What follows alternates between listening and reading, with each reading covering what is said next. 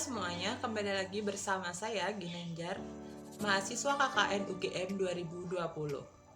Kali ini saya akan berbagi informasi tentang pengenalan aplikasi Desa Apps. Desa Apps adalah mobile application yang dikembangkan untuk membantu para petani mulai dari proses penanaman, perawatan, panen, hingga penjualan. Petani dapat berinteraksi secara langsung dengan para ahli untuk bertanya jawab dan konsultasi, serta berbagi informasi dengan petani lain. Aplikasi ini tentunya sangat berguna bagi petani maupun penyuluh pertanian untuk tetap saling berinteraksi di masa pandemi di mana kita harus menerapkan pembatasan sosial. Video kali ini saya akan memandu teman-teman semuanya untuk bagaimana cara menggunakan aplikasi Desa Apps. Nah, di sini saya sudah memegang handphone serta saya akan merekam layar di sini. Adapun yang pertama, mari kita buka Google Play Store untuk mencari aplikasi tersebut. Kita cari namanya Desa Apps. Ini sebelumnya saya sudah ketik. Kemudian kita download, kita install. Oke, di sini kita sudah selesai menginstal. Mari kita langsung bagaimana cara mendaftar di aplikasi ini. Oke, yang pertama kita langsung buka saja. Kemudian kita akan diarahkan ke halaman depan. Lalu kita masuk dengan akun Google yang sudah kita miliki. Nah, di sini langsung kita masukkan yang pertama nomor handphone, nama, jenis kelamin, tanggal lahir, profesi, komoditas. Nah, ini komoditas apa yang kita tanam. Kemudian provinsi, kabupaten. Lalu kita kirim data. Oke, karena ini data pribadi jadi saya akan langsung skip aja ya.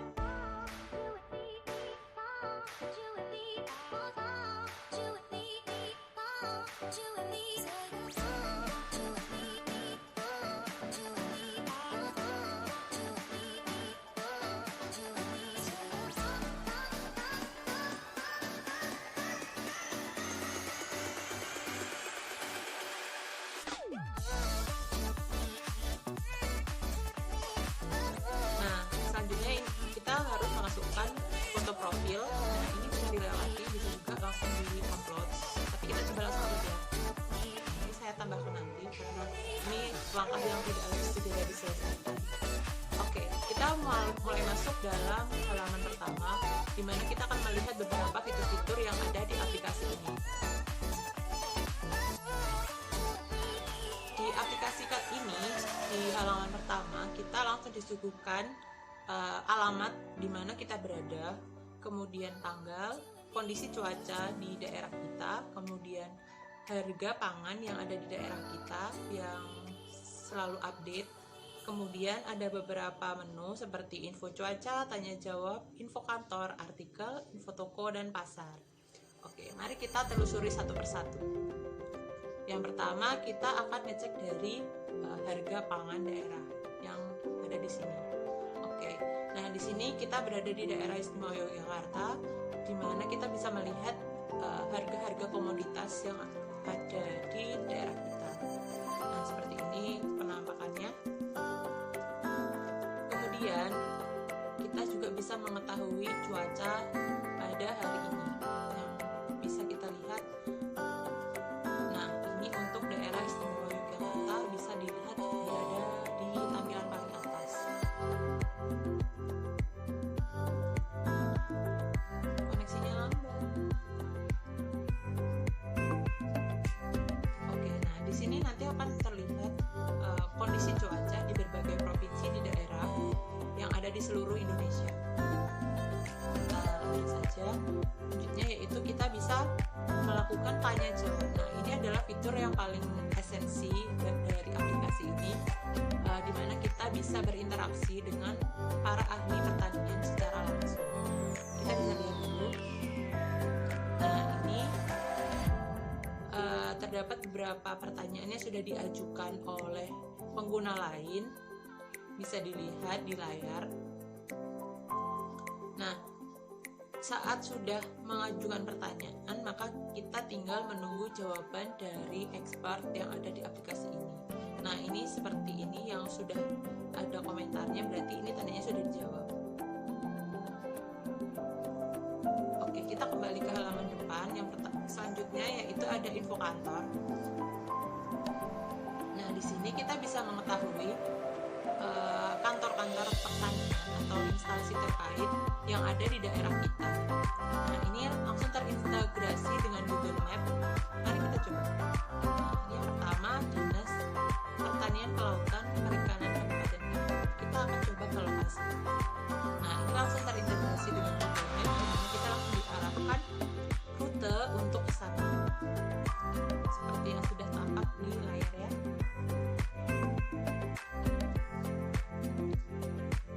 Nah, seperti ini.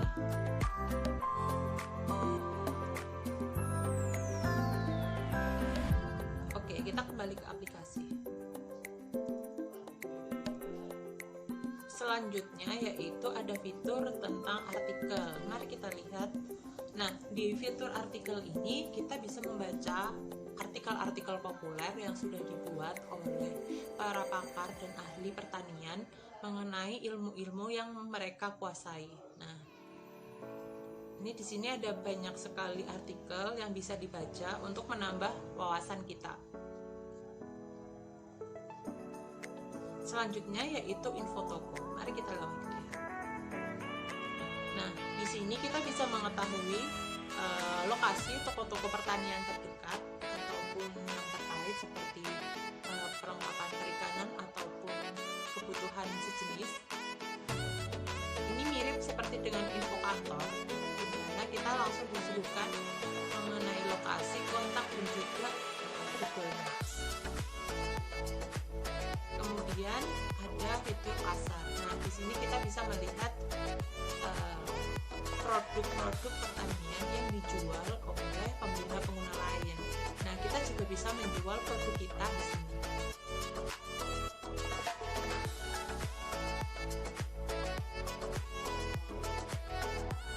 Kemudian ada fitur yang cukup menarik yaitu catatan tanam, di mana kita bisa mencatat perkembangan setiap fase kita dalam melakukan budidaya. Jadi seperti yang kita contohkan di sini. Nah, di sini kita bisa lihat ada beberapa pengguna yang mengalami defisit atau minus dalam kegiatan usaha taninya. Ada juga yang memberikan keuntungan. Nah, nanti di sini para expert akan memberikan masukan kira-kira langkah apa saja yang bisa petani lakukan agar tidak mengalami kerugian. Nah, kita bisa melakukan pencatatan di sini seperti pengeluaran. Kita kembali ke menu utama. Oke, nah di sini ada tombol atau plus di tengah. Nah, kita bisa menambahkan yang pertama untuk bertanya, menjual barang, membuat catatan tani, membuat artikel, dan juga membuat info toko. Jadi apabila kita memiliki toko pertanian ataupun toko terkait yang berkaitan dengan pertanian, kita bisa memasukkan lokasi kita di info toko. Nah, untuk tanya forum, mari kita coba.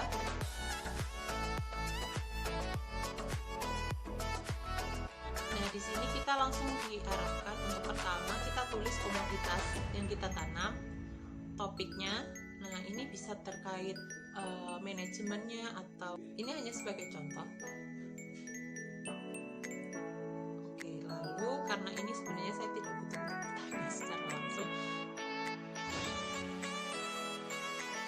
lalu kita kirim. Nah, ini kita bisa menambahkan foto juga. Kita tinggal ini langsung terhubung dengan kamera ataupun galeri kita.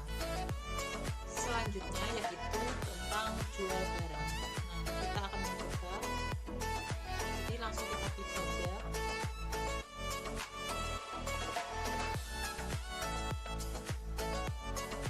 Kita tinggal menuliskan nama produk, harganya, kemudian satuannya apakah dia dalam satuan kilogram, kemudian deskripsi produk, dan kita sertakan fotonya. Seperti itu, sangat sederhana dan mudah diakses.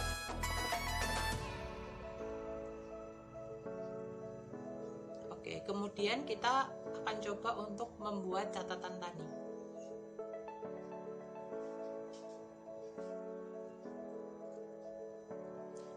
Nah, di sini untuk membuat catatan tani, yang pertama kita harus memasukkan jenis usaha tani, kemudian tanggal atau awal budidaya pertanian, peternakan ataupun perikanan, yaitu di mana kapan kita memulai usaha tersebut, kemudian komoditas, apakah ini komoditasnya hanya satu ataupun tumpang sari, kemudian lokasinya ada di mana.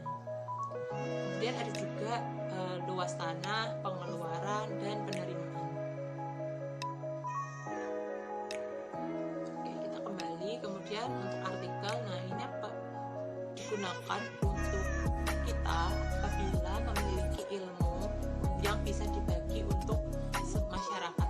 Misalnya, misal kita menemukan metode pencakokan yang paling efektif, lalu kita bisa berbagi ilmu tersebut untuk semua pengguna yang ada di aplikasi ini.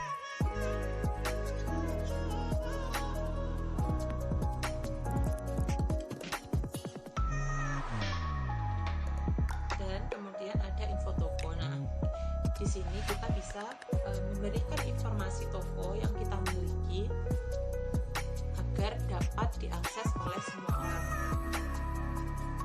Nah, di sini kita tinggal memasukkan nama toko, provinsi di mana toko itu berada, kabupaten, alamat, dan lokasi secara Google Map, kemudian nama telepon, email. Nah, kita bisa mengetahui bagaimana profil kita sebagai petani di aplikasi ini. Jadi kita bisa mendapatkan poin-poin tersebut dan kita akan ada ranking di aplikasi ini sesuai dengan keaktifan kita dalam menggunakan aplikasi ini. Nah, di sini ini adalah halaman profil kita.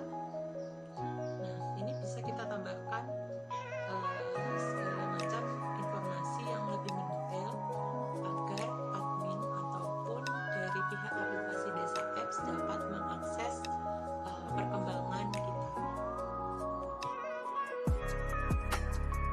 Jangan lupa download aplikasi Desa Apps melalui Google Play Store. Mohon maaf apabila terdapat kesalahan karena saya bukan YouTuber. Sekian, terima kasih. Jangan lupa di like, comment, share, dan subscribe.